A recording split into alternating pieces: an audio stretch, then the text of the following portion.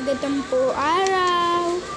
So guys, pumunta ako sa Sports Complex po, makakabili po ng balloon. Kasi po naretso ako sa ball pen po. Bumili ako ng ID case po kasi para sa panglagay ID. Kasi po, pinampakailan pa yung ball pen ko.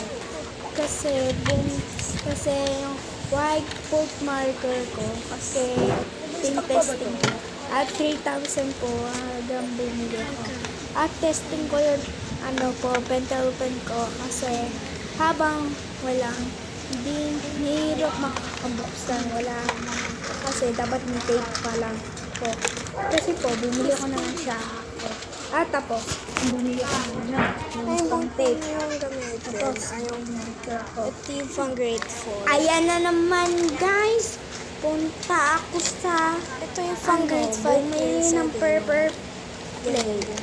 Bumili ako. Salamat. Para sa